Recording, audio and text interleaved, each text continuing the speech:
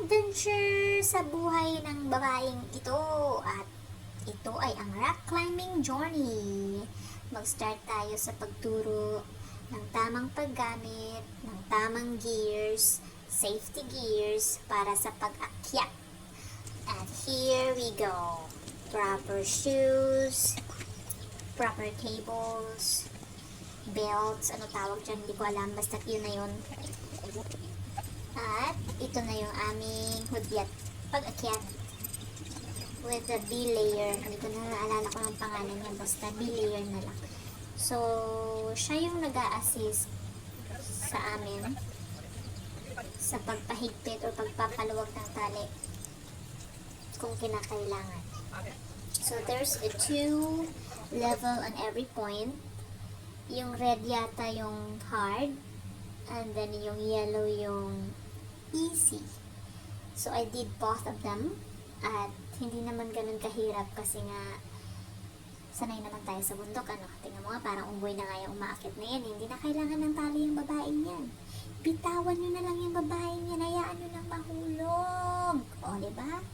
And then, there's an additional thing. Yung naka-attach sa bewang namin, which is the powder pouch, na ginagamit namin if in case basa yung mga bato na mahahawakan. So, we use the powder to make it rough para mapahigpit yung grip mo sa pag-akyat. And I think this time yung inaakyat ko is the highest point in a hard level. So, dalawa lang yung nakaakyat dyan. Yung guy na kasama ko at ako. So, di ba? Amazing! Amazing yarn! Baka naman, unggoy yarn! So, siguro mas mainam na pagka nagpaplano kayo ng mga ganitong activities.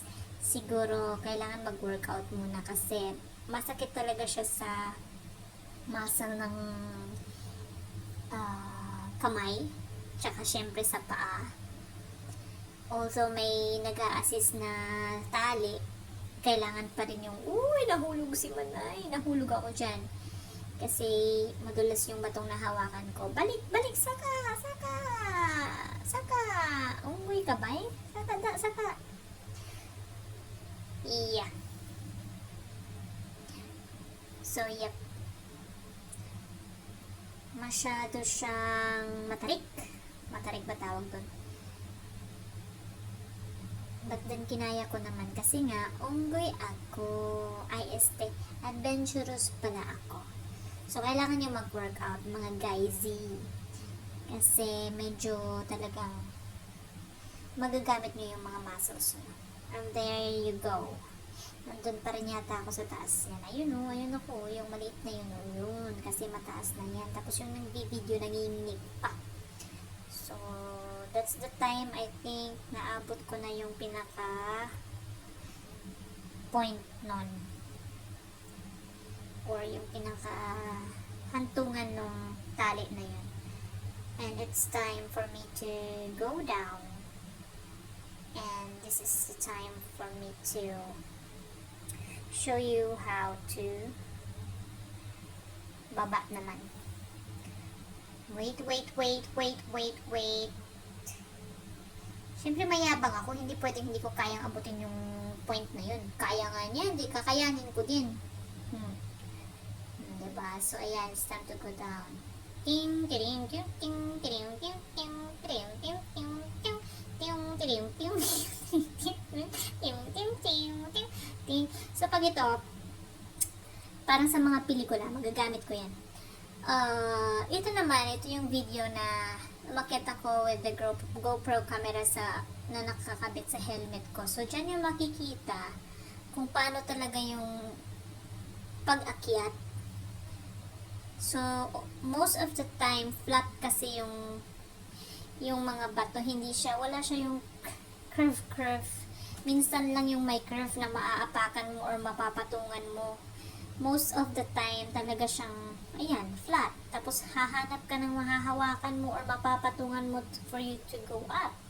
So, medyo talagang gamit na gamit mo yung mga muscles mo dyan. So, ayan, ako yan. As you can see, when I look up, yung bato ay flat. I mean, yung talagang surface ay talagang ganon. As in, pa ganon, hindi pa ganon. Imbis na pa ganon siya. So, ayan. Sikap mga tol. Ginusto mo yan eh. Imbis na tulog ka, umakyat-akyat ka dyan, sige, payabang ka. Siguraduhin mo lang na maaabot mo yung taas, ha? Ayan. So, sige, hanap ng mahawakan. So, dito naabot ko na siguro yung point na kung saan makikita na yung view. Ayan. So, yan yung view. Kalahati lang yan nung pinaka-highest point na inakyat ko kanina. Just for me to show the view at the top. Diba?